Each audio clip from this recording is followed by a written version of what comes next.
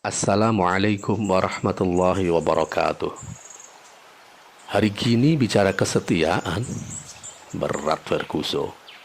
Mungkin komentar itu pernah kita dengar. Ya, ucapan itu bisa dimaklumi. Secara memang urusan khianat mengkhianati sudah jadi cerita harian. Mudah sekali kita dapatkan. Khianat dalam hal apa saja deh. Pertemanan, percintaan, pernikahan, hubungan kerja, kepemimpinan, dan masih banyak yang lain. Namun, seberat apapun, kesetiaan memang harus dijaga dan diperjuangkan. Berat sih iya, dan justru karena berat itu berarti bagi yang berhasil menjadi istimewa. Ada beberapa alasan kenapa berlaku setia mesti kita ikhtiarkan dengan sungguh-sungguh. Alasan yang pertama, semua sumber kebaikan pasti mengajarkan kesetiaan. Semua agama menempatkan kesetiaan pada makom yang sangat tinggi. Bahkan bisa disebut agama tidak mungkin bisa tegak tanpa kesetiaan. Saat kita menyatakan kesaksian tentang kebenaran agama kita, pada saat yang sama kita pun wajib memegang teguh kesaksian itu selamanya. Kita wajib berlaku setia dan memperjuangkannya hingga akhir hayat. Bila kesetiaan begitu berharganya dalam agama, sebaliknya perilaku khianat menempati posisi yang sangat rendah. Perilaku setan tercela dan harus dijauhi. Dalam kitab suci agama apapun, senantiasa ada kisah tentang setia dan para pejuangnya di satu sisi, serta perilaku khianat dan para pengikutnya di sisi yang lain. Setia berbalas surga, khianat berbalas neraka.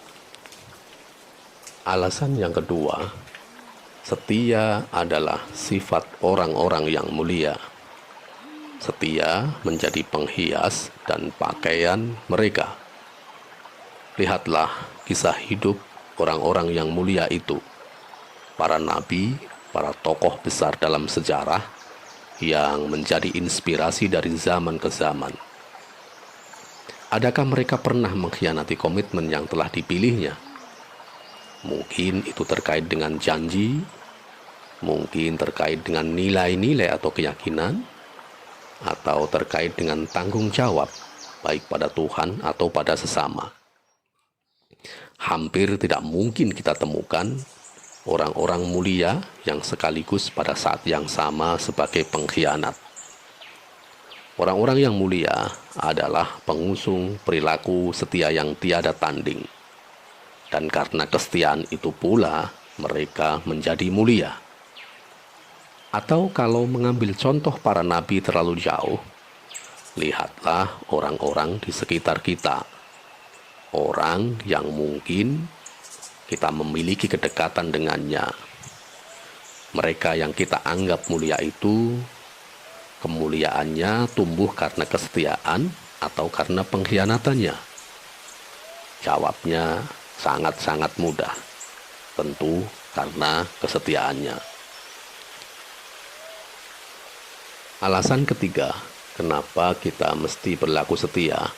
Karena setia adalah impian dan cita-cita semua orang. Tidak ada orang yang semenjak awal bercita-cita menjadi pengkhianat. Paling tidak, hampir semua orang ingin tidak ada yang berlaku khianat padanya. Maka, kalau ingin orang lain setia pada kita, mestinya kita pun berlaku sama, berlaku setia pada mereka. Kalau ingin orang lain setia, namun kita tidak siap berlaku setia, itu sih pengen enaknya sendiri, egois namanya. Alasan yang keempat, setia menumbuhkan kepercayaan. Kepercayaan menumbuhkan kesediaan untuk terus bersama. Bisa dibayangkan bila kita membangun komitmen dengan seseorang, namun dia tidak cukup meyakinkan kita. Mungkin karena sikap-sikapnya, mungkin karena ucapannya, tentu saja kita pun mulai ragu untuk melanjutkan komitmen yang sudah kita sepakati itu. Sebaliknya, bila dia mampu meyakinkan kita, tentu saja kemungkinan untuk melanjutkan kebersamaan sangat terbuka. Semakin besar keyakinan kita atas kesetiaannya, semakin besar pula kesediaan kita membersamainya, bahkan bila perlu berkorban demi suksesnya kebersamaan itu. Alasan yang kelima, kesetiaan itu membahagiakan, pengkhianatan menggelisahkan.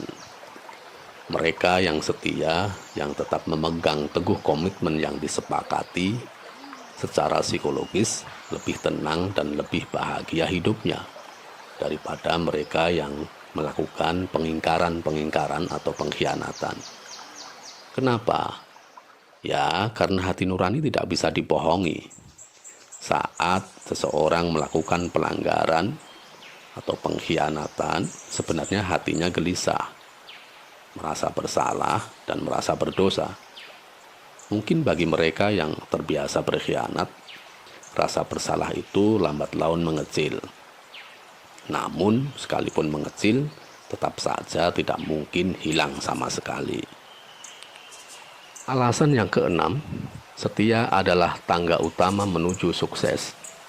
Boleh jadi ada yang tidak setuju dengan pernyataan ini, sembari mengajukan bukti betapa banyak orang yang berlaku khianat, yang mengingkari aturan, mengingkari hukum, mengingkari kesepakatan-kesepakatan bersama, ternyata bisa berhasil dalam hidupnya. Mungkin sebagai bisnismen yang sukses, mungkin sebagai pejabat politik yang meraih puncak karir dan semacamnya. Kalau ukuran sukses hanya sekedar uang atau jabatan, iya, boleh jadi para pengkhianat banyak yang meraup kesuksesan. Namun yang dimaksud di sini adalah bagaimana hidup ini mampu menebar manfaat dan kebaikan bagi sesama dan semesta. Bagaimana seseorang disebut sukses apabila seorang ini bisa menjalin kedekatan baik dengan manusia, dengan alam, dan juga dengan Tuhan. Seorang pebisnis yang culas mungkin berlimpah harta, namun kebaikan apa yang telah dia tebar untuk sesama dan semesta? Boleh jadi demi meraup uang yang banyak itu, justru dia mengeksploitasi sesama dan semesta. Ibarat di persimpangan, di hadapan kita terbentang dua jalan yang bisa kita pilih.